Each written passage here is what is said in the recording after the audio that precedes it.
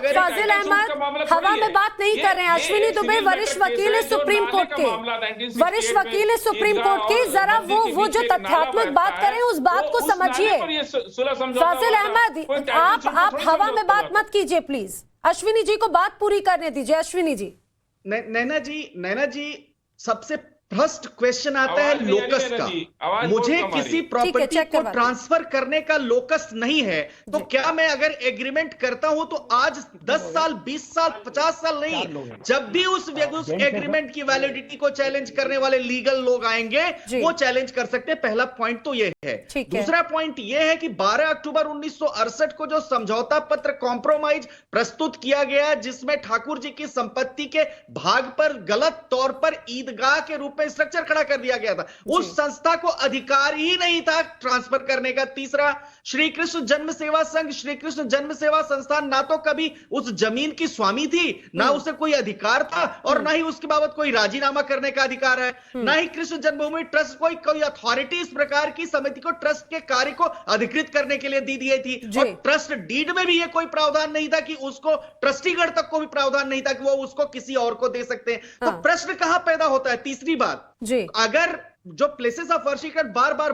बार जो जिक्र आ रहा है, उसमें एक एक्सेप्शन ये भी है कि 100 साल से पुरानी जो बिल्डिंग्स होंगी वहां प्लेसेस ऑफ वर्शिप एक्ट भी लागू नहीं होगा। इस पर सुशांत सिन्हा जी ने बहुत रिसर्च आपके टेलीविजन पर बड़े डिटेल्ड रिसर्च करके उन्होंने डिबेट किया और बताया।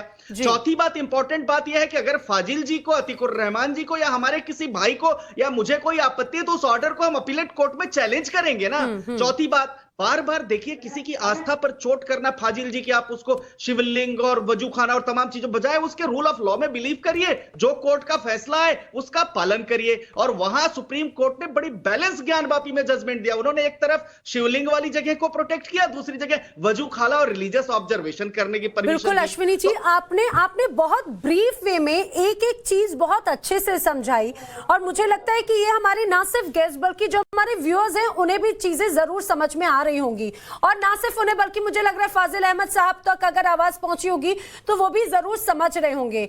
लेकिन मैं चाहूंगी अतीकुर रहमान साहब इस बात को जरा समझाइए कि अगर सर्वे की बात होती है तो सर्वे होने में क्या दिक्कत है, बल्कि मुझे लगता है कि एक भाईचारे का संदेश यहां पर भी देना कि ठीक है भाई, जब अगर करोड़ों हिंदुओं की अगर आस्था की सवाल है, यहां पर लाखों मुस्लिमों की आस्था का सवाल है, तो क्यों ना यहां पर भाईचारे का संदेश देते हुए इस कोर्ट के आदेश को तो स्वीकार करें।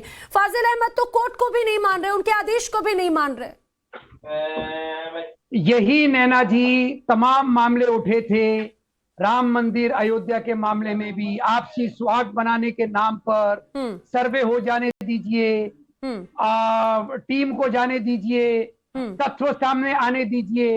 ये अयोध्या 2 ही तो हो रहा है ना, ये अयोध्या 2 को। अच्छा, मुझे कोई नैना जी आपत्ति नहीं है अगर ये कोर्ट, संविधान और आपसी जो 2 पार्टीज हैं इनमें हो। ये आचार्य जी बैठे हैं, ये हमारे वरिष्ठ यहाँ पर वकील साहब बैठे हैं, क्या ये मुझे आश्वासन देंगे कि कल ये 2024 का बीजेपी का मैनिफेस्टो का मुद्दा नहीं बनेगा? अगर आप आश्वासन दे सकते हैं तो मुझे नैना जी कोई आपत्ति नहीं है। हिंदू और मुसलमान, लेकिन अतीकुर रहमान मुझे एक बात बताइए, अगर कोई नेता करोड़ों हिंदुओं की आस्था की अगर बात करता है तो इसमें क्या आपत्ति होती है? क्यों जब यही बात अगर असदुद्दीन ओवैसी कर देते हैं तब तो किसी को कोई आपत्ति नहीं होती। असदुद्दीन ओवैसी अगर इसके खिलाफ में बात करते हैं, वो भी मुस्लिम पक्ष के तौर पर बात करते हैं ना, तब उस पर कोई आपत्ति जताते हैं। अगर कोई हिंदू नेता अगर इसे मुद्दा बनाता है तो आचार्य विक्रमादित्य जी क्यों दिक्कत खड़ी हो जाती है, क्यों शिकायतें दिक्कत? तो आज मुझे नैना जी आज डिबेट में इस डिबेट में ही प्रश्न चिन्ह लग गया। मुझे सबसे दिक्कत ये हुई, इस डिबेट में 2 मुस्लिम लोग बैठे और उन सबने साफ साफ कह दिया कि भारत की न्याय प्रक्रिया में हमें विश्वास नहीं है। साफ साफ कहा। बड़ा विचित्र है कि मतलब न्यायिक व्यवस्था में विश्वास नहीं, भारत के संविधान से कोई तलवार लेके नहीं आ रहा है। साफ साफ कहा फजील अहमद ने और यहाँ पर बैठे हुए लोगों ने कि यहाँ पर बैठे और क्या भाई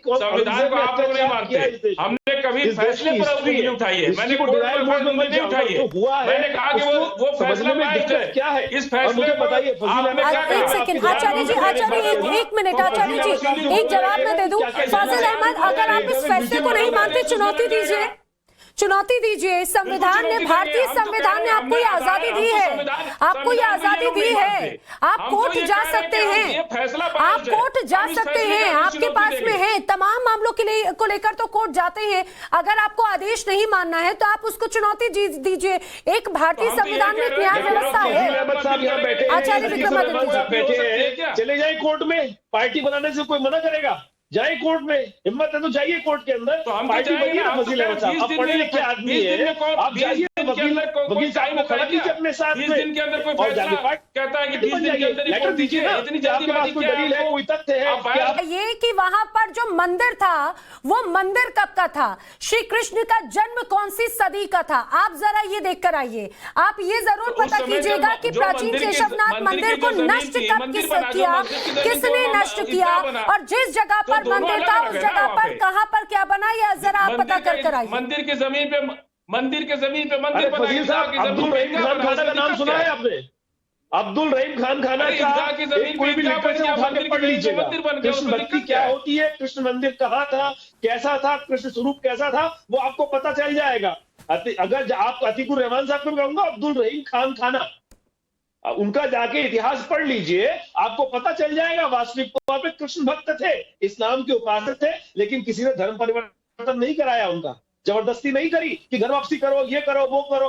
आप आराम से आप चीज समझ सकते हैं। इस देश का इतिहास बहुत बढ़िया से पढ़ने को मिलता है, आपको कोई दिक्कत नहीं होगी। आपको केवल आपने नजर बट्टू बांध रखे अपने आंखों के आसपास। जो आप चाहते हैं वही देखना चाहते हैं। क्या आप चाहते हैं कि सर्वे हो कोर्ट का? जो आप चाहते हैं वही निकल के आए। कोर्ट का सर्वे होगा, न्यायिक प्रक्रिया होगी, जो सत्य होगा वो निकल के आएगा ना। यहाँ बैठे हुए साहब कह रहे गारंटी ले लो, गारंटी ले लो। अरे भाई गारंटी तो देने को तैयार है, हमें पता है सत्य क्या है, सत्य सामने आएगा, लेकिन वो आपको कबूल नहीं है ना। आप तो कबूल नहीं है, कबूल नहीं है, कबूल नहीं है। अरे कबूल नहीं है, कबूल नहीं, छोड़ दो भाई। अब आप सत्य को स्वीकार करो, सत्य को स्वीकार करना